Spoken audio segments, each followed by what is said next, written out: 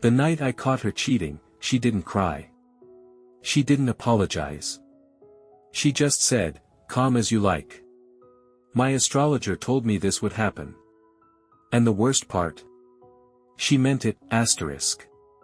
3 weeks before everything unraveled, I was standing barefoot in our kitchen, heating up leftover tikka masala, when my wife, Dana, looked up from her phone and said, "We're good, right?"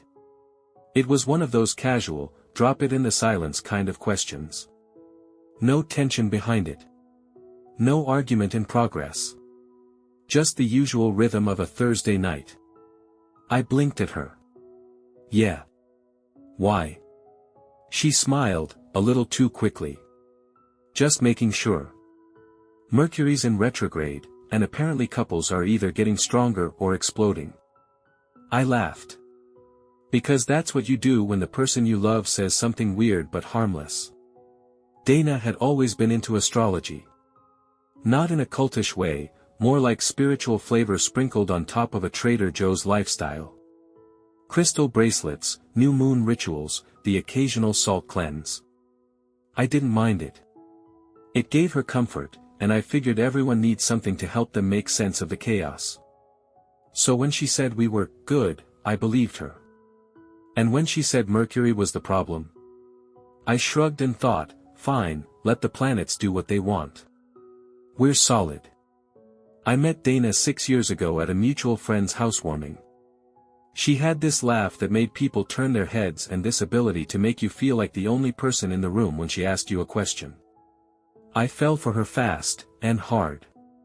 We moved in together within a year. Got married 2 years after that. She worked as a graphic designer, freelance mostly.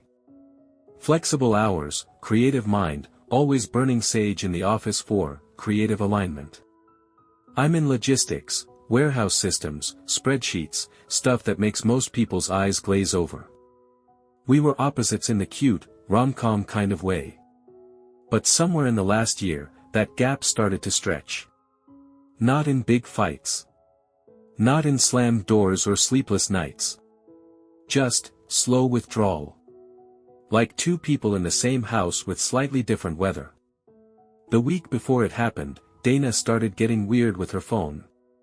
Now, I'm not the jealous type. Never have been. But I notice patterns. I'm a numbers guy. Systems. And she'd gone from casually leaving her phone face up on the counter to flipping it over every time she set it down. Little things, muted notifications, late-night bathroom trips with her phone clutched like a relic. When I asked about it, she brushed it off. "Oh, just group chats," she said. "It's kind of embarrassing, honestly, spiritual healing stuff. You'd make fun of it." I didn't press. She was allowed her space. I didn't want to be that husband. But that space. It was starting to feel less like privacy and more like distance. Then came the Friday night. She said she had a full moon sound bath with her astrology group. "It's at Marnie's house," she told me. "Very chill. All women. Just wine and mantras." I nodded. "Want me to drop you off?" She laughed. "No need, babe. I'll Uber." She kissed my cheek and left in a cloud of patchouli and confidence. I almost believed her. But here's the thing, I'd recently helped her set up a tile tracker on her keyring. Her car had been acting up, and she kept losing her keys. She'd forgotten it was linked to my phone too. Around 10:30 that night, I noticed a notification, "Dana's keys are on the move." Strange. I opened the app. She was nowhere near Marnie's. She was 14 minutes across town. At a residential condo building I didn't recognize. I waited 10 minutes. Watched the little blue dot stay parked. Then I did something I never thought I'd do. I drove there. I wasn't planning to confront her. Honestly, I didn't know what I was doing. I told myself I'd just sit in the car. Make sure she was okay. Maybe, hopefully, find some innocent explanation. But then I saw her. Through the window of a first-floor unit. The blinds weren't fully drawn. She was on the couch. Next to a man. Laughing. Leaning in close. Too close.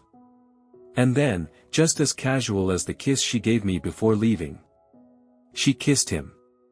Slow. Comfortable. Familiar. I didn't go to the door.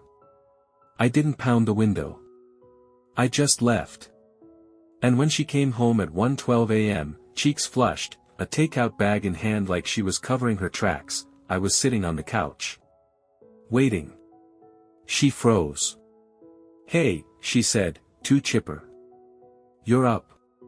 I didn't say a word. Just asked, "How was Marnie's?" And that's when she dropped it. That ridiculous, surreal, "I can't believe I'm hearing this" line.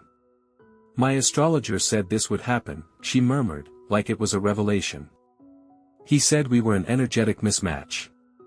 And that someone more aligned with my chart would appear." I stared at her, stunned. Then she added, like it was the most normal thing in the world. "His name is Nolan. He's a Gemini with a Pisces moon. Very intuitive." And that was the moment I realized. I wasn't losing my wife to another man. I was losing her to a cosmic cosign. Dana sat there on the edge of the couch, legs crossed, as if she were about to explain a budget over coffee instead of confessing to an affair. "I didn't plan for this," she said gently, like she was comforting me. "But when you understand soul alignment, it just clicks." I said nothing. Not because I was calm, but because there's a kind of betrayal so absurd, your brain lags behind trying to process it. She leaned forward, hands folded like a therapist about to drop some sacred knowledge. "You and we've been on different frequencies for a while now." I blinked. "Different frequencies?" "Yes," she said. "Your earth energy, solid, structured, reliable, but I've been evolving more into air. I need expansion. Lightness. Flow." "You kissed a guy on a couch," I said flatly. She exhaled, wounded. "You're focusing on the action. I'm trying to explain the meaning." And that's when she told me about Nolan. Turns out Nolan wasn't just her new boyfriend. He was her astrologer. Yes. The man reading her star charts for the past 6 months, the same guy who supposedly helped her align her lunar goals and clear her third house karmic residue, was now also the man she was sleeping with. And according to her, it wasn't betrayal. It was a divine redirection. "Nolan helped me see the truth," she said. "We're karmic mirrors. His Venus is in my 7th house. That's huge." I just stared. She might as well have been speaking in tongues. Then came the kicker. "I didn't cheat," she said carefully. "I transitioned."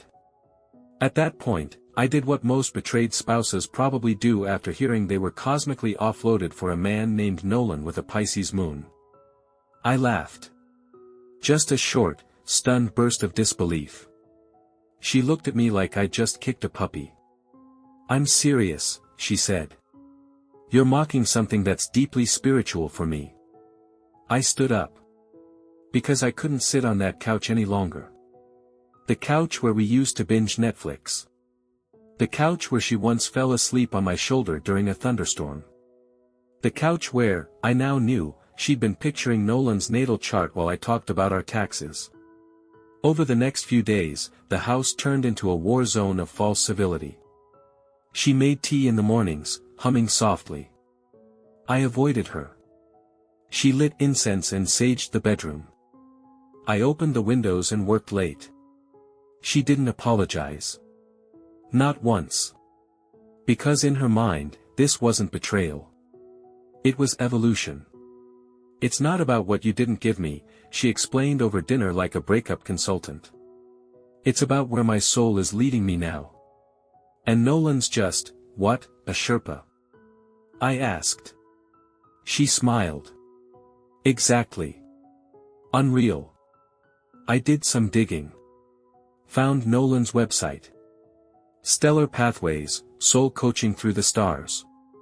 There he was, soft eyes, linen shirt, arms crossed in front of a tapestry of planets. His bio read like a parody, guiding awakened souls to their destiny through celestial resonance and energetic honesty. Energetic honesty. Right. I scrolled further. Found his client testimonials. And there, nestled between glowing reviews about birth chart breakthroughs and sexual chakra harmonizing, was a line from someone named D.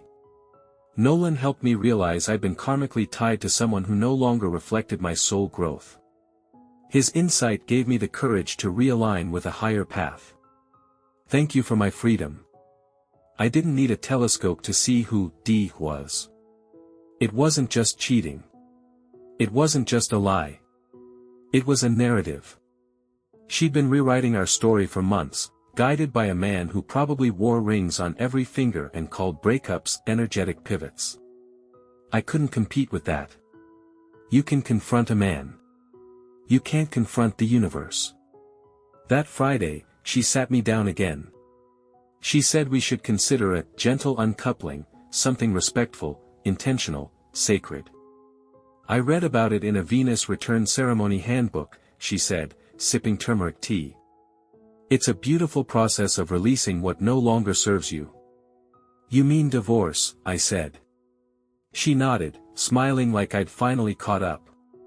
Yes. But with love. And in that moment, I realized. She wasn't leaving me for Nolan.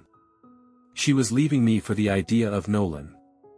The idea that somewhere, out there, the stars had written a better chapter, and all she had to do was follow the signs and ignore the damage. A few days after Dana proposed our gentle uncoupling, I found out she had already soft-launched our divorce on social media. Not as leaving my husband for my astrologer, no, Dana was far more poetic than that. Her caption, posted with a filtered photo of a candlelit yoga mat and a half-burned sage stick, read, "Sometimes, the soul outgrows the container it was once safe in. Honoring transitions. Trusting the cosmic currents.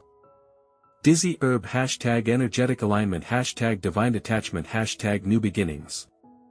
I stared at it for a long time. She had 37 comments. All glowing. "You're so brave, Dana. Sending you high vibe healing. Yes to releasing what no longer serves, raising hand sparkles."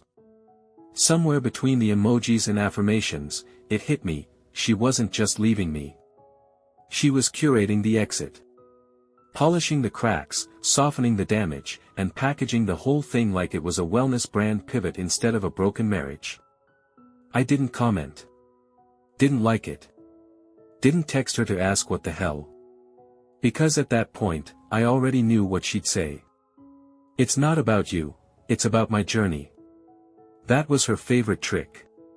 She could gut someone with a smile and still make it sound like a self-care mantra. And in her version of the story, I wasn't the husband she betrayed. I was the anchor holding her back. The following week, she moved into a sublet soul space across town. A third-floor walk-up decorated with thrifted crystals, a hanging chair, and a Himalayan salt lamp in every room. I helped her carry her boxes up, don't ask me why. Habit, maybe. Or maybe some small part of me still hoped she'd snap out of it. She didn't. On the way back down the stairs, she turned to me, genuinely touched. "I appreciate you holding space for my shift." I blinked. "You mean helping carry your bookshelf?" She laughed softly. "Exactly." She didn't hear the sarcasm. Or didn't care to. That night, I opened a bottle of scotch I'd been saving and did something I hadn't done since college. I reread every email we'd ever sent each other. The early ones. When we first started dating. When we talked about backpacking through Europe, maybe starting a podcast together. Before the moon phases and soul guides and the whole concept of vibrational misalignment ever entered our vocabulary. Back then, we talked about actual things. Not chakras and cosmic seasons. Just books, music, family. The kind of real-life mess that doesn't need star charts to navigate. And the more I read, the more I realized, she'd been rewriting our story long before Nolan ever entered the picture. I remembered a dinner party 2 years ago. Friends from her old design firm came by. Someone asked how we met, and Dana gave this dreamy version about running into me at a bookstore, reaching for the same copy of The Alchemist. It was a good story. Charming. Neat. One problem, it wasn't true. We met at a bar. Her friend dared her to get a guy's number. I was the unlucky target. She wrote her number on a napkin with a heart over the I. At the time, I thought she was romantic. Now I wonder if she was just workshopping something for Instagram. Later that week, I stumbled on Nolan's TikTok account. Shouldn't have clicked. Did anyway. There he was, standing in front of a moon phase tapestry, shirt open halfway like he'd just come from a wind machine. Sometimes, he said in a breathy, spiritual drawl, a soulmate enters your life not to stay, but to show you what you don't need anymore. He smiled. The universe removes to realign. Thousands of likes. And in the comments, I saw her name, @Sacredanajoy. She'd left 3 red heart emojis and a fire symbol. I closed the app. Drained my scotch. And realized I was watching the sequel to my marriage go viral. The part that really cut wasn't Nolan. It wasn't even the betrayal. It was the fact that I had been erased. Replaced not with a person, but with a narrative. I wasn't the man she fell out of love with. I was the lesson. The energetic detour. The outdated container her soul had outgrown. And the more I tried to point to the reality of what she did, the affair, the lies, the more I sounded like a bitter man who just didn't understand the path. You can't argue with someone who thinks the stars made her cheat. You just stand there, stunned, holding a ring she swore under, while she floats off into spiritual stardom. I wasn't planning to meet Nolan. Honestly, I thought seeing his videos and reading Dana's messages would be enough. Enough to confirm he was exactly the blend of spiritual nonsense and Instagram charm I'd expected, a man who weaponized vague wisdom to justify wreckage. But life, in its odd cosmic humor, had other plans. It started with a receipt. I was packing up Dana's last few things. She'd asked me to drop them off at her sublet when I had time, and I found a folded invoice tucked into one of her journals. It was handwritten, which felt theatrical, but maybe that was his thing. At the top, in looping script. Nolan Rayner, Astrological Insight and Life Realignment Coaching. Below that, 12-session Karmic Partnership Consultation, paid in full. 12 sessions. 12. She hadn't just fallen into his arms after a few too many chakra readings. She'd been paying him. Regularly. 4 months. To help her navigate the misalignment in our marriage. In other words, Dana outsourced our divorce. I could have let it go. Could have dropped off her boxes and gone back to rebuilding my life, one awkward grocery run and quiet evening at a time. But something in me, call it ego, maybe just stubborn grief, needed to see him. Not to punch him. Not to beg. But to look the man in the eye and ask. Did you see that in the stars? Or were you just watching her spiral and selling her a horoscope with your number on the bottom? He worked out of a co-op studio tucked between a juice bar and a Himalayan sound healing boutique. Of course he did. I scheduled a session under a fake name. Told him I was going through a personal transition and wanted clarity about my love life. He emailed back within the hour. Absolutely, brother. Let's align your energy and talk through the patterns you're carrying.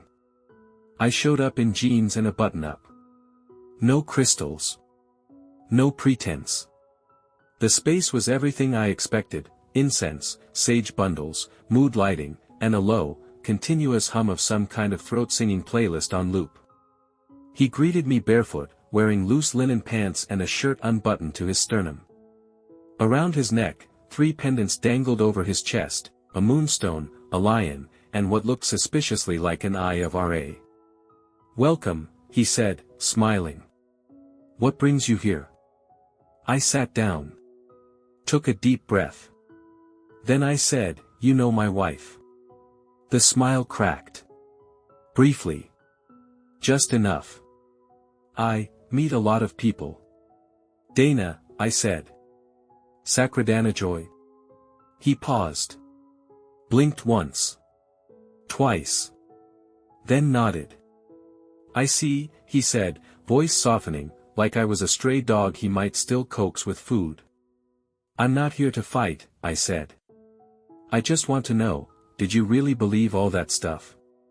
About our energetic mismatch? Or did you just say what she wanted to hear?" He leaned back in his seat. No panic. No guilt. Just that calm, disarming mask I now recognized as part of the act. "Sometimes," he said, "people come to me already knowing what they need. I just help them name it." I stared at him. "So you told her to leave me?" "No," he said. "I showed her the patterns. Helped her tune in to the friction she was already feeling. The stars," he gestured vaguely upward, "just made it clearer." I nodded slowly. "And sleeping with her? Was that also written in the stars?" He didn't flinch. "Energetic connections happen where truth wants to live." I almost laughed. Not out of humor, but disbelief. "You mean where convenience wants to live?" I stood up. "Listen," I said, steady but firm. "You can dress it up in moon cycles and karmic charts, but what you did. It was calculated. You didn't guide her, you groomed her." He exhaled, the way a man does when he thinks he's wiser than the room. "She's free now. That's what matters." "No," I said. "She's lost. And she thinks following you is healing. But what you're offering isn't peace. It's validation wrapped in incense." Then I turned and left. I didn't slam the door. Didn't need to. Because I'd seen everything I needed. And what I saw wasn't a mystic. It was a man who learned how to dress manipulation in enlightenment and call it awakening. That night, Dana texted. "I heard you went to see Nolan. I'm not mad, but I hope you understand now why I had to leave." I didn't reply. Not because I didn't have words. But because some people are so wrapped up in their own prophecy, they can't hear anything but echoes. 2 weeks after I walked out of Nolan's crystal-scented circus tent, Dana sent me a formal invite. Not a text. Not a phone call. An email, subject line. "Final closure ceremony, honoring our journey." Inside was a PDF invitation with watercolor lotus flowers and moon phases trailing across the bottom. It read like the back of a self-help book. "You are lovingly invited to a sacred closing of the energetic contract we once shared as partners. Through gentle ritual, shared reflection, and mindful breathwork, we will release residual cords and honor the transformation our souls have guided us through." She signed it, with light and deep respect, Dana. Attached was a Google Calendar link. It was set for Sunday. 6:30 p.m. Location, her new place. Dress code, loose, grounding colors, earth tones preferred. I stared at the screen. This woman was trying to host our divorce like a yoga retreat. I didn't reply. But Sunday came, and I found myself sitting in my car outside her apartment. Not because I believed in cord cutting or full moon forgiveness rituals. But because I wanted to hear her say it. Face to face. I needed to see if, beyond all the incense and Instagram platitudes, there was still a trace of the woman I married. She opened the door barefoot, wearing a flowing rust-colored shawl and a serene, performative smile. "Oh," she said, surprised but pleased. "You came." I nodded. I figured if we're burning bridges, I might as well watch the flames. Inside, she'd set up a semicircle of floor cushions, each with a glass of lemon water and a little white feather on top. I kid you not. At the center of the circle sat a large brass bowl filled with flower petals and what I assumed were handwritten affirmations. She gestured for me to sit. I stayed standing. The others arrived soon after, two of her energetic support sisters, a woman named Willow who smelled like Palo Santo, and, of course, Nolan. He gave me a nod like we were old friends who had agreed to disagree over smoothies. I gave him nothing. Dana sat cross-legged in the middle of the group and rang a small brass chime to begin.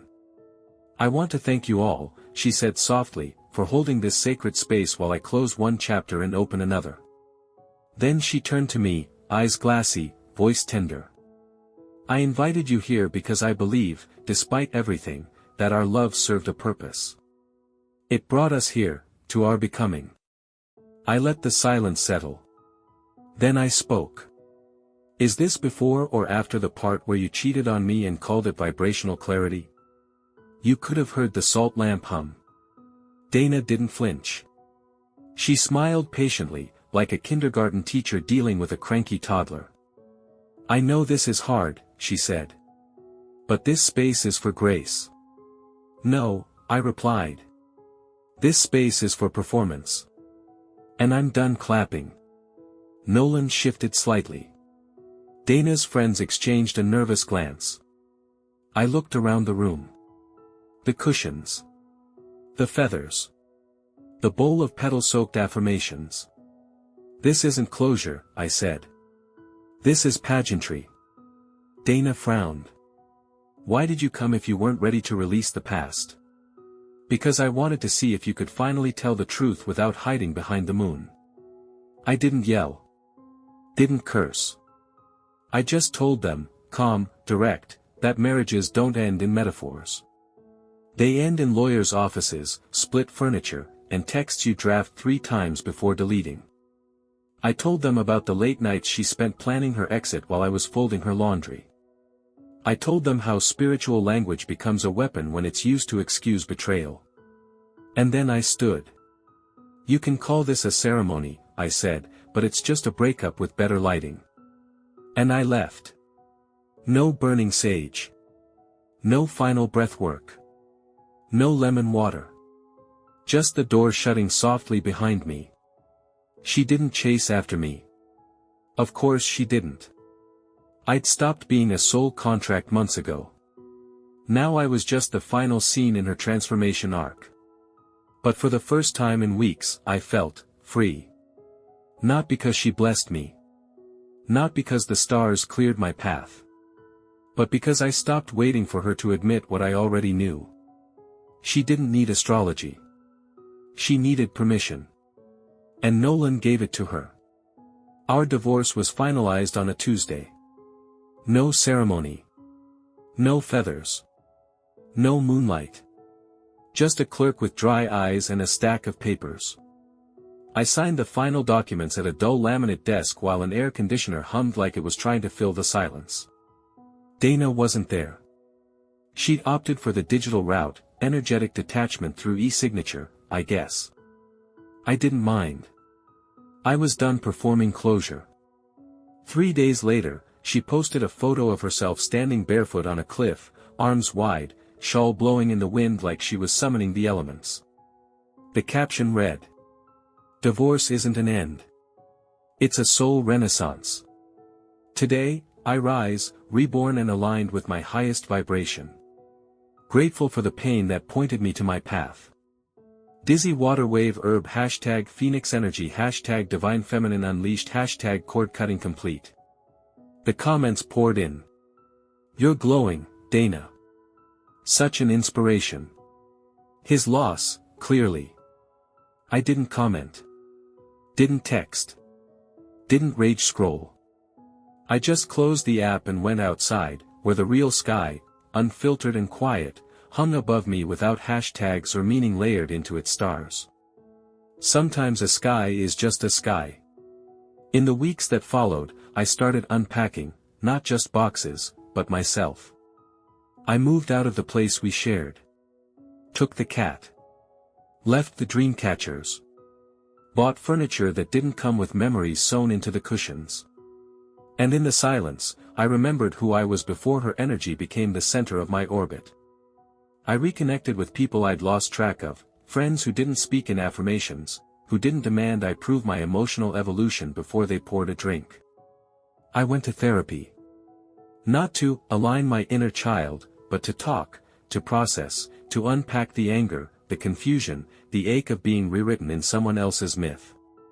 And one day, during a session, I said it out loud. I think I loved her more than she ever loved me. But she loved the idea of me.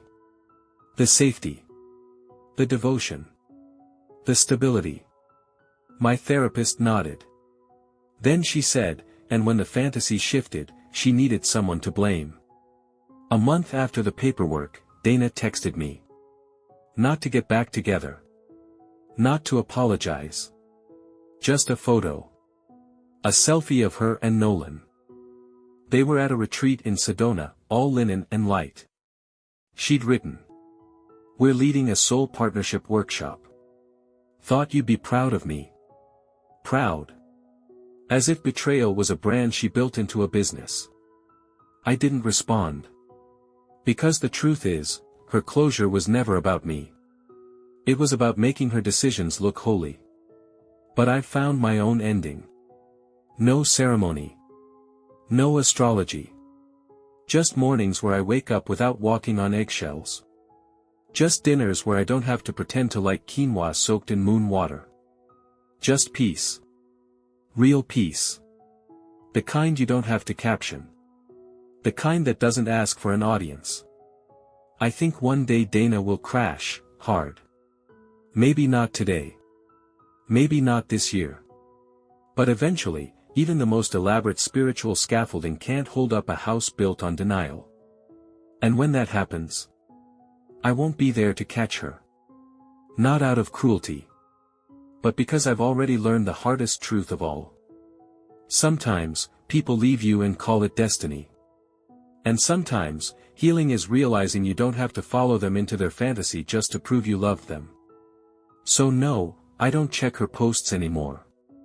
I don't ask about Nolan. I don't wonder what my Venus return is doing this month. Instead, I sit on a quiet porch with a cup of coffee and a book. And I remember that I don't need the stars to give me permission. I just need myself. And I'm finally, home.